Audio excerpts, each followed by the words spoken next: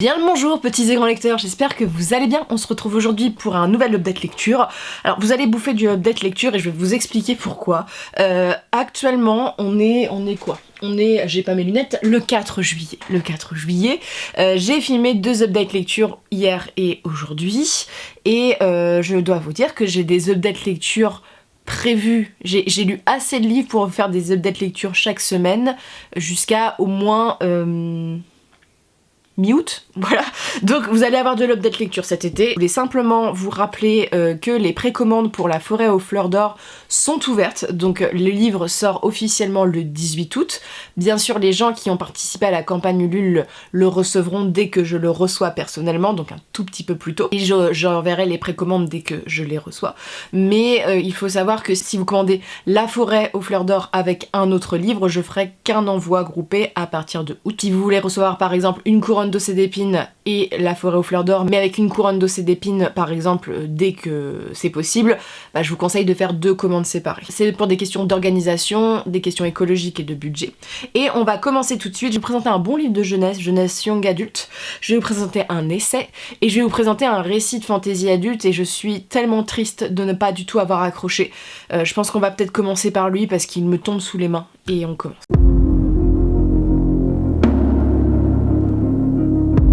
Autant j'avais plutôt apprécié le premier tome de cette nouvelle, on va dire, préquelle sortie par Léa, mais je dois dire que je suis totalement passée à côté de ce second tome. Il y a bien sûr des points positifs, mais j'ai pas du tout retrouvé le charme du premier. Je me suis assez ennuyée pendant la lecture et j'ai hâte de savoir quand même ce qui va se passer dans le tome 3. Mais je suis un peu déçue parce que quand t'as un tome 1 qui t'emballe et un tome 2 qui est moins intéressant, voilà. Je vous présente donc cet ouvrage qui est de Yann Eslamont. C'est Le seuil de la maison des morts. C'est le 2e tome de la trilogie La voix de l'ascendance.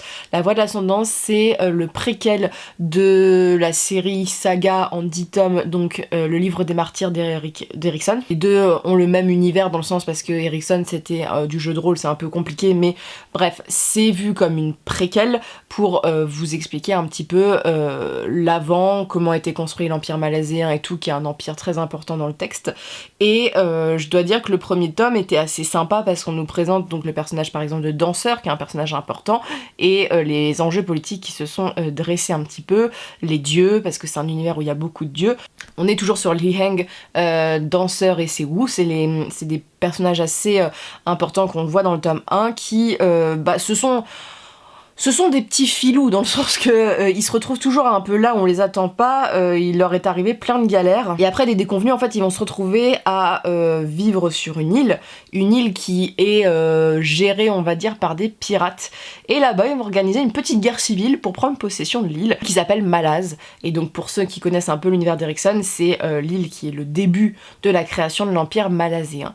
Et dans cet ouvrage là on va avoir donc la suite de leurs aventures. Cette maison des morts qui est déjà il me semble présente dans l'univers d'Erikson, mais la découverte, les mystères autour de ça, on va avoir pas mal de choses autour des dieux. Je dois dire que le point positif qui ressort de cette lecture, qui a quand même été une déception, c'est peut-être le travail autour du personnage de Lockvoile. Alors ça a été un update un peu compliqué pour les gens qui ne connaissent pas du tout l'univers, mais on a le personnage de Lockvoile qui est un personnage assez important des 3 premiers tomes donc du livre des martyrs qu'on va apprendre à connaître, qu'on va apprendre à découvrir un petit peu son passé. C'est vrai que le fait de redécouvrir un petit peu le livre des martyrs avec de nouvelles d'informations, voilà, ça c'est assez chouette. Il y a des peuples à chaque fois, en fait c'est intéressant au niveau ça du world building. Mais contrairement au premier tome que j'avais trouvé moins fouillé sur le world building mais avec une histoire qui valait le coup, alors que Erikson c'est plutôt le contraire que je dirais, c'est-à-dire qu'il y a un très bon world building mais j'ai du mal avec l'histoire du livre des martyrs que je trouve pas folle forcément. Là en fait le world building était sympa mais l'histoire était vraiment pas folle, c'est vraiment quasiment que de la bataille. C'était assez prévisible, vraiment cette guerre entre l'île de Nap et Malaz. J'étais déçue sur le travail des dieux, sur les informations, bref, j'ai trouvé ça lent. Et ce livre, ça fait à peu près un mois que je l'ai reçu, en fait je l'ai reçu quand il est sorti. J'en ai quasiment plus aucun souvenir tellement ça m'a pas marqué. Voilà, vraiment j'ai trouvé ça assez plat. J'ai senti que c'était un livre qui était fait pour des fans en fait, et que en tant que tel le livre avait pas forcément énormément d'intérêt, et je trouve ça dommage parce que Eslemon, je me suis dit chouette, lui il brille un peu plus par sa narration que Erikson, et là ça n'avait pas été forcément le cas, et même des personnages comme Danseur que j'aime bien, voilà, moins intéressant. Le point de vue vraiment intéressant, c'est le point de vue déjà du développement, de l'explication sur Malaz et tout, parce qu'on a des clés d'information qu'on n'avait pas forcément dans le livre des martyrs. Donc c'est une saga, soit tu lis avant le livre des martyrs pour débuter facilement l'univers, voilà, pour aller dans un univers qui va pas te perdre, parce que c'est vrai que l'univers du livre des martyrs, tu commences quand même sur un début in medias res, c'est-à-dire que tu commences dans le cœur de la bataille, t'es un peu perdu et tout ça, c'est beaucoup de world building. Là, ça permet de rentrer plus facilement, être plus facile de lecture, mais c'est pas bien palpitant, et c'est vrai que ça fait un peu YA, je trouve, quand même, sur les bords. T'as l'impression que l'histoire est pas forcément aboutie, mais voilà, je vais pas en dire plus, je vous ferai une chronique spécialement sur la saga quand j'aurai lu le 3e tome qui sort au printemps l'année prochaine normalement. Mais c'est vrai que ça a été une petite déception parce que j'avais vraiment aimé le tome 1. Et là, je pense que l'histoire m'a moins convaincue, mis à part les petites informations, les petits clins d'œil aux personnages. Ensuite, je vous présente un livre qui s'appelle Fantasy et Médias. C'est les actes de colloque de Actu SF. Il y a une petite tache dessus qui serait bien un peu de sauce tomate. Voilà, je dois vous avouer, parce que en ce moment, je me sers de mes livres pour poser mes plats quand je mange.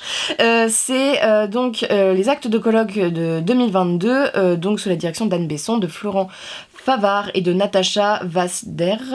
Donc c'est Fantasy et Médias. Alors, je crois, si je me méprends pas, parce que j'ai eu des informations un peu contradictoires sur le sujet, que c'est le dernier de cette collection, parce que comme les Imaginales ont changé de directeur et tout ça, 2023, il n'y a pas prévu que ça soit Actu SF qui ait les droits, il me semble. Bref, peut-être que c'est moi qui me trompe, et si c'est le cas, n'hésitez pas à me corriger. Mais je dois dire que c'était intéressant, mais beaucoup plus court que d'habitude. Sincèrement, je trouve que les autres étaient un peu plus épais, et les choix d'articles étaient un peu spéciaux. Quand je lis Fantasy et Médias, j'avais plus l'intention de découvrir un texte sur la réception. Alors ça tombe surtout sur la réception, donc ça c'est un truc qui m'intéresse. Mais c'est les choix d'œuvres, ou du moins les choix de sujets qui sont particuliers. C'est-à-dire que voilà, on a toujours la qualité des introductions d'Anne Besson et tout ça pour un petit peu expliquer en quoi la fantasy c'est pertinent de l'étudier, parce que c'est un métier, c'est un support qui est multimédia, donc adapté en forme de jeux vidéo, de séries, de fiction audio, bref, c'est un support qui est assez riche. Et par exemple, il y a pas mal de choses sur la musicologie. Vraiment, alors notamment il y a un article sur la musique et le Witcher. C'est un peu particulier pour les gens qui n'ont pas étudié la musicologie, et c'est pas forcément ce sur quoi c'est sûr que c'est un média, mais en fait le truc c'est qu'on s'attend pas forcément à ce que ça soit là-dessus. Mais tu vois, c'est très axé, il y a pas vraiment de variété en termes d'œuvres étudiées, et voilà, il y a un truc comme Once Upon a Time qui est étudié. C'est pas forcément Once Upon a Time qui aurait été pour moi le plus intéressant. Je ne crois même pas qu'il y a un article dédié à Game of Thrones, sachant que, je sais pas, Game of Thrones, la série, a un moment très marquant dans l'imaginaire et dans la pop culture et dans les œuvres transmédia. Ça fait sourire, mais il y a un des chercheurs qui m'avait envoyé son manuscrit pour le publier chez Les Trois Dames. Mais pour l'instant on ne fait pas d'essai parce que ça n'intéresse pas suffisamment de gens à mon goût financier, voilà. Mais c'est vrai que ça m'a un petit peu étonnée. Donc on va étudier le RPG, mais par exemple on va étudier le loup-garou de Tiercelieu. Donc on va étudier le roman, adapté notamment de ça, et le jeu de société. Alors certes c'est assez intéressant dans les études de fantasy et médias, mais c'est pas forcément le support que j'aurais... Je sais pas, il y a tellement d'œuvres majeures par rapport à ça ça m'a un peu surprise là-dessus. On a par exemple... Pareil, le dernier article m'a mis un petit peu... Je comprenais pas trop, parce que on parle de la scénographie du Seigneur des Anneaux. On parle vraiment des combats, comment ils sont organisés au niveau des cascades et tout, et j'étais en mode, le rapport est quand même assez éloigné, et c'est vrai que dans Fantasy et Médias, je pensais qu'on allait plus parler du transmédia, des adaptations sur plein de supports différents et tout. Et c'est vrai que les articles me semblaient très éloignés autour d'un sujet un peu vaste. Donc voilà, après c'était intéressant, mais je dois dire que par exemple l'article sur la musicologie, l'article sur surtout les scènes, on va dire, de combat, ça m'a c'était très très long à lire parce que faut aimer ça. Personnellement, ça m'a pas intéressé et je crois que c'est la première fois que ça m'intéresse pas dans cette collection-ci parce que voilà, il y avait un article pareil sur le RPG que j'avais déjà lu, du moins j'avais déjà lu un peu le mémoire qui avait été fait sur le sujet, donc c'était un peu de la redite. Mais voilà, c'est particulier comme étude, c'est pas forcément ce à quoi je m'attendais. L'avantage avec cette collection-ci, c'est que vous êtes face à des chercheurs, des gens qui ont fait des études universitaires pour parler de ces sujets, voilà, avec des sujets assez larges, mais j'avais l'impression même dans les autres essais que c'était un petit peu plus pointu sur les sujets, que c'était un peu plus poussé. Là, voilà, j'étais un peu décontenancée, mais peut-être parce que la réception, c'est quelque chose que j'ai déjà étudié et que c'est quelque chose qui me passionne et que ça m'a paru un peu en surface. C'est peut-être pour ça. C'est peut-être moi qui pose problème ici. Et si je dois vous en conseiller un, c'est pas forcément celui-ci qui a été le plus pertinent, même si quand j'ai regardé le Witcher, là j'ai commencé à regarder la dernière saison, l'étude musicologique m'intéresse assez, dans le sens que j'essaye de voir un peu par rapport à l'article ce qu'en dit la série. Mais voilà, à découvrir pour vous retrouver un peu perdu dans les sujets, du moins de manière positive, c'est-à-dire découvrir des choses un peu improbables. Mais pour les gens qui étaient là pour la réception, la transmédia, pour un truc un peu poussé quoi, c'est pas forcément ce que vous allez trouver, mais j'espère que ActuSF continuera un petit peu de proposer des essais, voilà, parce que c'est important, c'est enrichissant, et même si c'est pas forcément dans ce salon-ci, s'ils peuvent le transposer dans d'autres salons où il y aurait des conférences universitaires, c'est chouette parce que c'est important, c'est ce genre d'ouvrage qui fait avancer la recherche sur la fantasy, et voilà, il faut soutenir ce genre de projet. Donc si vous aimez les essais, si vous avez envie de vous cultiver, d'en apprendre un peu plus sur le genre de l'imaginaire, vous avez frappé à la bonne porte. Ensuite, je vais vous présenter un livre de young adult. Alors je l'ai acheté simplement parce que j'ai fait des salons avec l'autrice et que je pars du principe que c'était un peu pour la soutenir. C'est pas du tout le genre que je lis, donc je vais le juger comme un livre de young adult, hein. Je vais pas le juger comme un livre adulte, c'est-à-dire que je peux pas attendre le même world building, le même travail des personnages. Je vous parle de Persona, donc le livre 1 de Yelena, donc c'est une série qui sera en 4 tomes d'après ce qu'elle m'a raconté, qui suit un monde assez lumineux. En fait, je trouve que ça a une petite vibe de diamant quand même là-dedans. On est à Lux, c'est le nom qui est donné au pays où la lumière en fait elle développe des pouvoirs particuliers chez certains enfants, mais au lieu que ça soit vu de manière très positive, ces enfants-là vont se retrouver un peu à vivre enfermés voilà, toute leur vie. Ils ont un choix à leurs 18 ans à faire. Ils doivent se marier et donc abandonner leurs dons, c'est ce qu'ils peuvent faire. Donc voilà, ils doivent choisir de renier ce qu'ils sont. Soit ils doivent se rendre dans un culte où ils vont devenir des sortes de nonnes et de frères jusqu'à la fin de leur vie. Ce qui passionne pas tellement le personnage qu'on suit, qui est le personnage de Persona, que l'on appelle Andrea. Une mission un peu bizarre avec deux autres jeunes personnes pour libérer quelqu'un. Je vous en dis pas plus parce que c'est un peu l'intérêt du bouquin. C'est une sorte de... je sais pas, de complot politique, d'aventure et surtout de casse, tu vois, c'est une sorte de casse sans être un casse, voilà, mais on est un peu sur ce type-là. Alors, c'est une métamorphe, dans le texte, c'est assez drôle parce qu'il y a tout un vocabulaire pour parler des dons, mais en fait, il y a des vrais noms en général pour parler de ces dons-là, mais on a donné un petit côté. C'est un univers qui est très inspiré, je trouve, de la Grèce et de la Rome antique, dans les noms, dans les tenues et dans tout ça. Et on va suivre donc un récit qui se veut assez engagé sur les questions de représentation, c'est-à-dire qu'Andrea n'est pas une personne qui se genre dans le texte, donc c'est un nom en plus qui, en français, je crois en anglais aussi, n'a pas de genre qui est marqué. Ça se veut assez ouvert sur ces questions-ci, même si ça les exploite pas tellement, et que notamment j'ai un peu du mal moi avec le traitement qui a été fait des maladies mentales dans le texte, que j'ai trouvé un peu cliché. En même temps c'est de la jeunesse, donc on peut pas non plus demander forcément une finesse comme on peut demander dans un récit adulte. Ça bouge beaucoup, ça va très vite. Ce qui peut être un petit défaut, moi, ce que j'ai trouvé, voilà, tout s'enchaîne un peu rapidement, mais on va suivre des personnages qui sont attachants, des portraits de jeunes gens. Alors ça va autant d'adolescents jusqu'à vraiment des tout jeunes. C'est vrai que j'ai passé un bon moment de lecture parce que déjà la plume est très jolie, ça se lit très très bien. L'ambiance, comme je vous dis, est assez chouette, c'est très original, cette cour lumineuse où voilà, d'habitude on met plutôt en avant les gens qui ont des dons. Là c'est le contraire, et où ils servent un peu comme des outils, en fait, c'est un peu des outils, et il y a aussi du complot avec des adultes et tout ça, donc ça c'est très chouette, ça aborde des questions engagées. Voilà, Hachette a décidé de faire un petit peu plus de travail sur ces questions-ci. Ils sont pas bêtes parce que c'est des questions, alors bien sûr c'est pour l'ouverture d'esprit, mais l'ouverture d'esprit aussi qui fait gagner de l'argent, on le sait très bien, hein. Je veux dire, on en fera une vidéo très prochainement parce que c'est un sujet, ça m'a grandement énervé pendant la Pride, mais ne croyez pas que les éditeurs publient des romans LGBT uniquement par ouverture d'esprit. C'est par ouverture de votre porte-monnaie surtout. Voilà, parce que ça fait vendre et que c'est à la mode.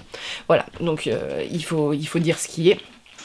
Sachant que ce livre était une commande de la part de l'éditeur, hein, c'est pas un livre qui a été sélectionné comme ça, c'est une commande, c'était un but qu'il recherchait d'avoir un livre, je pense, dans cette ambiance-ci. Sinon, ça donne envie. Alors moi j'étais un tout petit peu déçue par la fin et le cliffhanger final, parce que autant j'avais bien aimé les révélations, j'avais trouvé ça palpitant, je trouve que c'est un bon récit jeunesse, hein, parce que je pense que ça se lit à partir de 10-12 ans, hein. Voilà, vraiment c'est pas compliqué à lire, mais je trouvais qu'il y avait quand même des gros clichés, et notamment le cliché de fin, qui est c'est une sorte de, comment dire, ce texte est une introduction, clairement c'est pensé comme une introduction.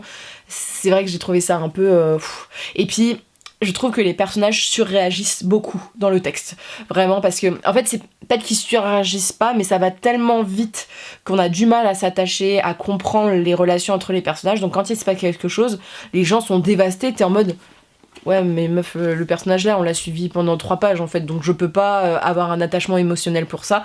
C'est peut-être moi qui ai un cœur de pierre, mais voilà, ça c'est aussi peut-être dû à la jeunesse et au fait que le livre doit pas être trop conséquent en termes de world building et en termes de pages aussi. C'est un bon récit d'aventure qui saura sûrement plaire aux jeunes parce qu'il y a tout ce qu'il faut dedans, il y a de la romance, il y a de l'aventure, il y a des questions importantes de société, il y a la liberté. Alors après, je dois vous dire quand même, parce que ça c'est mon point de vue adulte qui parle, même si je devrais pas le dire, mais je trouve ça un petit peu niais, mais c'est moi et l'adulte, j'ai l'habitude que ça se découpe dans tous les sens et d'avoir des questions un peu plus grossées, mais je pense que c'est clairement un vrai livre de jeunesse. Non, c'est vraiment ce que je souligne, c'est que quand je l'ai lu, je me suis dit merci. C'est un livre qui donc propose plein de choses positives, et surtout qui va pas vous mettre des scènes de olé olé et qui va les vendre à des gamines, voilà, ou des gamins. C'est un vrai livre jeunesse qui est pensé pour, et voilà, arrêtez d'acheter Captive pour vos gosses et achetez plutôt ça, c'est beaucoup plus adapté et ils en sortiront sûrement plus instruits et plus questionnés sur des sujets de société. C'est vrai qu'il y a tout un truc aussi un peu avec la sorte de religion en place qui est chouette. C'est vraiment une belle introduction, ça donne envie. Donc là, c'est juger un livre qui veut juste expliquer un peu comment fonctionne l'univers avec une petite quête, avec la présentation de certains personnages, mais je pense que la suite va être assez palpitante. Je les trouve très très beaux au niveau esthétique. Et voilà, je suis très contente que Yelena ait pu être éditée chez Hachette et qu'elle connaisse du succès, parce que c'est quelqu'un de très adorable aussi. Mais voilà, bonne lecture. Alors bien sûr, pas de coup de cœur, parce que c'est pas mon genre de base, et qu'il y a des petits défauts selon moi, mais c'est original tout en réinterprétant des clichés habituels, donc pour pas perdre non plus le lecteur, c'est pas trop difficile à suivre pour un jeune lectorat, et pour le coup ça promet pour la suite, donc j'ai hâte. Sur ce, n'hésitez pas à me dire si vous avez lu ces livres, ce que vous en avez pensé. Voilà, j'aime toujours avoir votre avis, ce que vous lisez en ce moment, et je vous souhaite une très bonne lecture et une très bonne journée.